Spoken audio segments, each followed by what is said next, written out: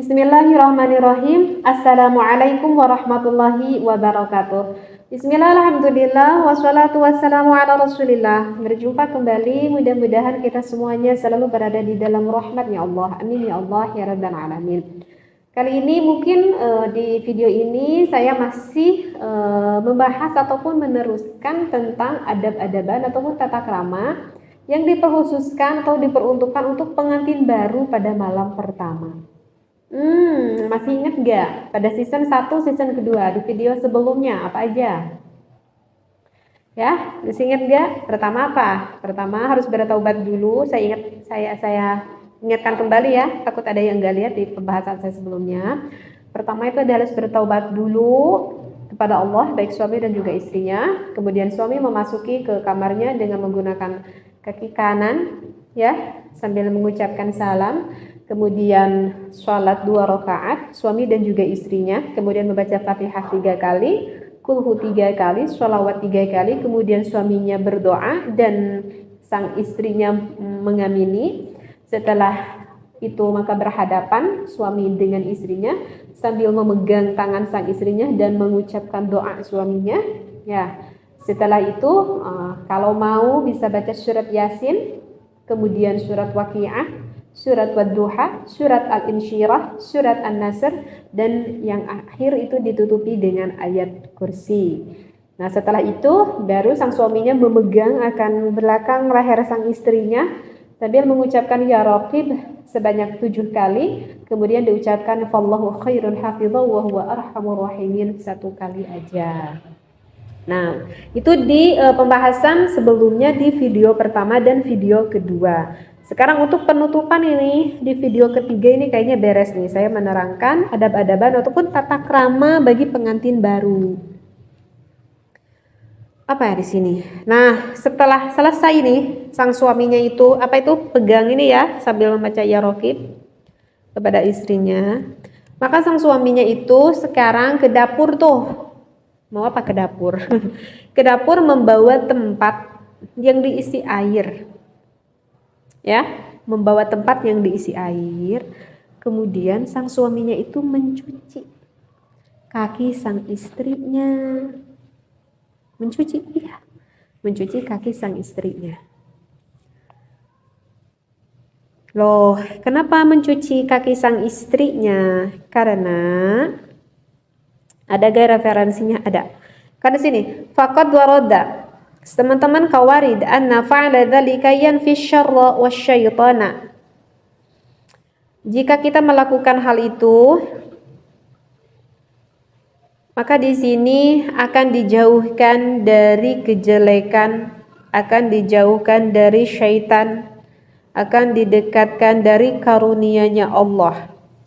An Sayyidina Ali, ini diterima oleh Sayyidina Ali karamallahu wajhah, annan nabiyya, kata Sayyidina Ali, sesungguhnya Nabi Muhammad sallallahu alaihi wasallam qala, ngadauh ya Kanjeng Rasulullah teh lahu ka Sayyidina Ali, idza dakhallatil arusah, kata Rasulullah, kata Sayyidina Ali, di mana-mana masuk seorang pengantin perempuan, baitaka, ke rumah kamu wahai suami, fakhla, maka sang suami itu harus membuka apa?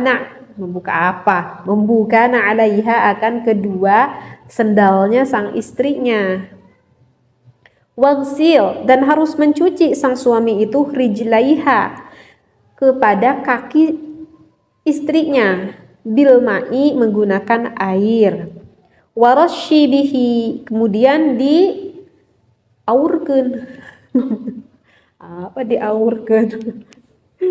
Jadi sisa airnya itu dikocorkan gitu, yang bekas mencuci kaki sang istrinya gitu, diaurkan. Apa bahasa Indonesianya ya? Arkanal baiti, ke tiang-tiang rumah gitu. Kan kalau tiap rumah ada sudut ada tiang-tiang ya. Nah, diaurkan tuh ke tiang-tiang. Yadkhulu baitaka sab'una naw'an, maka akan masuk ke rumah tersebut 70 apa? Minal barakati, 70 barakah, warahmati, dan 70 rahmah. Jadi hal ini memang ada hadisnya. yang diterima oleh Sayyidina Ali karramallahu wajah Rasulullah ini yang berkata barusan kepada Sayyidina Ali.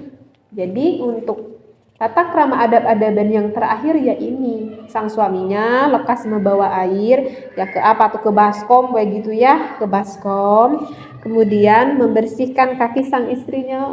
Oh, Masya Allah, kayak bidadari ya. Kemudian sang suaminya itu berkata apa? Apa ada doanya enggak? Cukup aja baca bismillah sama baca sholawat. Bismillahirrahmanirrahim. Allahumma sholli ala Sayyidina Muhammad. Mau ditambah dengan wa ala ali juga gak apa-apa. Wa ala ali Sayyidina Muhammad. Sambil membersihkan kaki sang istrinya. Nah udah itu, lalu sang suaminya itu keluar rumah, lalu diguyurkan air itu ke tiap sudut-sudut rumah. Nah itu adalah air berkah. Air berkah. Maka kalau kita melakukan itu, kata Rasulullah, akan rumahnya itu akan dimasuki 70 berkah dan juga 70 rahmat Allah. 70 warna, nau'an, 70 warna keberkahan dan 70 warna rahmatnya Allah. Nah gitu, kalau dulu saya dikaji waktu di pesantren, nah adab-adaban ketika yang dikhususkan untuk pengantin baru. Nah ini yang harus lebih ngedenger ngaji ini suaminya nih sebenarnya. Ini banyak yang melakukan itu adalah suaminya yang harus lebih tahu, nanti mengarahkan gitu kepada istrinya ya. Jadi cari suami itu harus yang bisa ngaji. Gitu. Nah udah ini ada penutupan. Ada penutupan ini tapi matun. Yanbaghi. Kalau yang pernah dengar video sebelumnya udah tahu ya martabat yanbaghi ya. Martabat yanbaghi itu adalah di bawah wajib, di atas sunnah.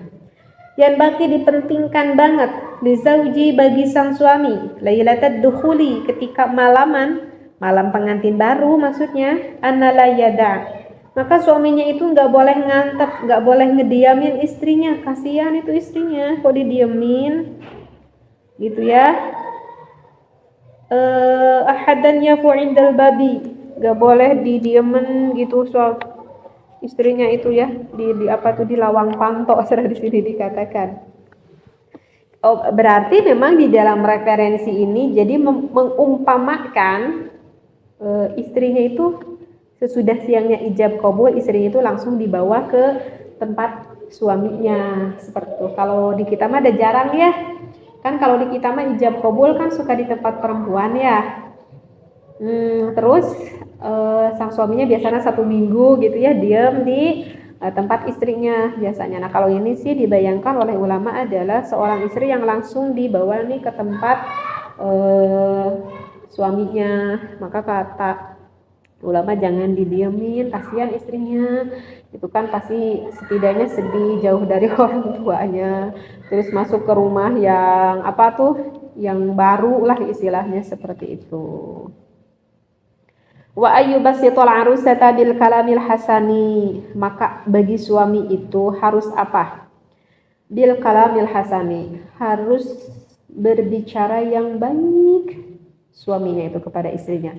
Harus berbicara yang manis gitu kepada istrinya. Mimma yaqtadil farha biha li zawalil wahsyati anha.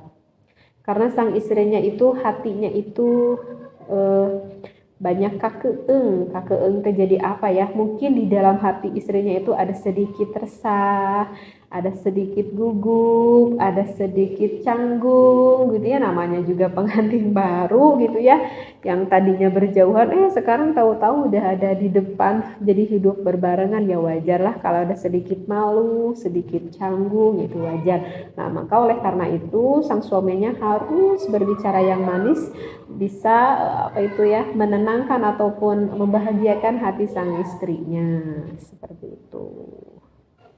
Nah, kemudian di sini wa ayal qamaha fi famiha minat ta'ami wal halawah. Nah, bagusnya, nah udah itu, udah tadi itu adab-adaban tadi udah dikerjakan. Maka harusnya untuk malam pertama itu sang suami itu menyiapkan makanan yang manis, kudapan yang manis. Apa yang manis? Ya Pak Hajawe lah, mau manisan apa deh, pokoknya yang manis-manisnya. Di sini dikatakan suaminya itu harus mempersiapkan makanan yang manis. Kemudian salasa luqamin. Ini romantis nih, suaminya harus menyuapi istrinya. manisan itu sebanyak 3 kali suapan. Jadi disuapin. Dulu suami saya gitu gak ya? Ke saya lupa lagi. Harusnya gitu nih, masuk apa itu nyuapin suaminya ke istrinya itu dengan 3 suapan yang manis itu. Kama jaa bidzalikal athar, ini yang dikatakan oleh atharnya para sahabat. Ini ada faidahnya berarti yang dikatakan sahabat ya. Nah, kemudian nih ada juga referensi selanjutnya gini. Wa ayyajtanibal at'imata allati tumitu syahwat. Nah, di sini dikatakan bagi pengantin baru itu ada beberapa makanan yang harus dijauhi. Nah, kenapa harus dijauhi? Itu dikarenakan tumitu syahwat, karena akan mematikan rasa syahwat terhadap istri ataupun terhadap suaminya. Apa saja itu? Aduh, ini nggak tahu nih. Kalbaqalatil hamqai wal khisi, sayur hamko sama sayur khisi. Tapi mohon maaf sekali ya, saya nggak tahu artinya ini. Hamko sama khisi ini saya lihat di kamus juga saya nggak nemu. Mohon maaf ya, ini ada 2 kata yang saya nggak tahu artinya, saya nggak paham, mohon maaf sekali. Tapi bagi ada yang pernah ngaji, yang tahu bisa nanti dijawab di komen ya, biar orang lain yang dengar bisa tahu ya. Maaf sekali saya nggak tahu, lihat di kamusnya saya nggak nemu. Wal hunduba, nah kalau hunduba saya tahu, kalau hunduba itu adalah sayur bayam. Jadi untuk pengantin baru jangan terlalu banyak makan sayur bayam, karena akan mematikan syahwat. Jangan dimentang-mentang di pinggir rumahnya itu nanam sayur bayam seminggu terus saja makan sayur bayam, itu nggak baik karena akan mematikan syahwat. Apalagi wal khiyari dan juga bonteng. Nah, bonteng juga tidak terlalu bagus ya karena becek tuh bonteng. Wal qithai ataupun adalah sejenis bonteng, apa ya sejenis bonteng. Wal qori dan juga waluh besar. Kalau orang Sunda bilangnya waluh. Kalau bonteng mah tetap bonteng ya bahasa Indonesianya. Kalau bahasa Indonesianya waluh apa ya? Kalau di Sundamanya bilangnya waluh badag. Ya waluh lah pokoknya. Gak tahu tuh bahasa Indonesia waluh apa tuh. Wal adasi dan juga kacang adas. Wasyairi. Nah, syair juga saya mohon maaf sekali. Saya nggak tahu tuh apa artinya syair. Lihat di kamus gak nemu syair itu apa. Maaf sekali ya. Wal asya al khamidati dan juga setiap makanan yang hasem teh yang asam berenannya yang asam gitu. Kan saya pernah dibahas ya di video sebelumnya kayak apa tuh yang asam, kayak cuka itu nggak baik ya. Seperti apel yang asam itu nggak baik, dijauhi karena itu akan mematikan syahwat. Wastumi dan juga jangan terlalu banyak makan bawang putih. Wanahwi dzalik. Dan masih ada yang lain mungkin ya. Begitu. Nah, masih ada nih satu lagi nih pembahasan. Wayan bagi dan juga dipentingkan. Ayyuqala li zauji ba'da dukhuli. Oh, oke. Ini nih agak panjang nih pembahasannya, tapi saya udah paham. Nah, di sini gini. Aku kira ya, kalau di Sunda, tapi dulu, kalau sekarang udah jarang. Tapi sekarang juga masih ada beberapa. Kalau di Sunda itu, kalau udah udah pengantenan, kan suka masih di tempat istrinya ya, Nah, maka selama 1 minggu itu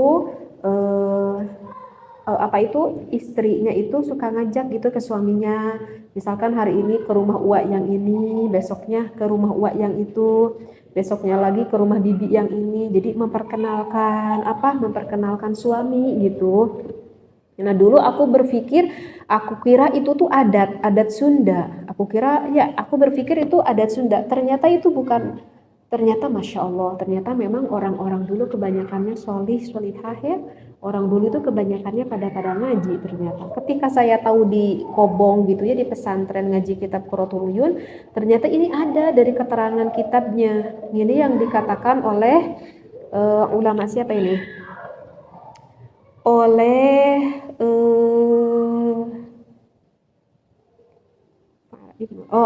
Ibnul Musayyab dari Abi Hurairah. Jadi ternyata ini bukan adat. Jadi di sini dikatakan oleh Abi Hurairah, pada hari kedua, keluarga istri, keluarga perempuan itu bagusnya memberi hadiah kepada, bagusnya, bukan wajib, bagusnya memberi hadiah kepada pengantin perempuan gitu. Ya apa aja memberi hadiah, misalkan mau beli kerudung kek gitu ya, mau ngasih apa gitu ya, souvenir lah istilahnya, tapi untuk pengantin perempuannya gitu. Saya juga ingat ya dulu waktu pengantin baru saya ingat nenek saya tuh sengaja memberikan kado ketika dibuka itu tas untuk keundangan gitu. Senangnya ya Allah dikasih sama nenek tercinta. Seperti itu. Jadi bagusnya itu keluarga perempuan itu ngasih souvenir gitu kepada istrinya. Ini yang dikatakan oleh apa tadi, Abi Hurairah. Nah, kemudian setelah itu pada hari ketujuh seminggu kemudian, maka sang istrinya itu mengajak suaminya untuk berziarah, artinya ya berziarah ke keluarga perempuannya. Jadi memperkenalkan diri gitu. Ini saudara baru mertua ya, ini saudara baru bibi gitu. Ya, saya juga ingat dulu tuh seperti itu. Maka bagusnya itu uaknya ataupun bibinya itu sengaja cepat-cepat masak gitu ya, terus nyuguhan gitu ke pengantin baru, ngasih makan gitu ke pengantin baru biar lebih akrab, lebih santai, ngobrol-ngobrol, memperkenalkan ada saudara baru gini wa gitu kan, Bi ini ada saudara baru. Aku kira dulu itu adalah adat Sunda, ternyata memang ada referensinya yang dikatakan oleh Abi Hurairah radhiyallahu anhu seperti itu ya. Dan juga wayan bagi ayyuqala li zauji ba'da dukhuli, dan juga gak apa-apa keluarganya menanyakan kepada perempuan itu, kepada istrinya, bagaimana nih malam pertamanya, misalkan bagaimana kabarnya gitu. Malam pertamanya kan suka ada gitu ya, saudara kita yang nanya gimana nih malam pertamanya gitu ya. Nah itu ternyata ada nih referensinya di dalam kitab Qurratul Uyun ini gitu. Biasanya sih kalau perempuannya kan ya malu-malu ya, mesem aja gitu, senyum-senyum aja seperti itu. Ya begitu mungkin, alhamdulillah nih ini baru beres ya. Jadi mengenai adat tata krama untuk pengantin baru ini cukup panjang sampai ada 3 season ya. Di video pertama, kedua, dan sekarang untuk video yang ketiga. Mudah-mudahan bisa difahami untuk pengantin baru, mudah-mudahan bisa diamalkan karena begitu besar sekali fadhailul amalnya. Jadi ini adalah fadhailul amal ya. Tidak wajib tetapi ini adalah sunnah dan sangat dianjurkan sekali. Walhamdulillahirrahmanirrahim. Bagi para pendengar semuanya, bagi yang ingin belajar mengaji Al-Quran bisa lihat, ditengok channel Ngaji Bersama Teteh, atau ingin pembahasan yang lebih luas lainnya bisa ditengok di channel Pontrenpedia. Wallahu a'lam. Wassalamualaikum warahmatullahi wabarakatuh.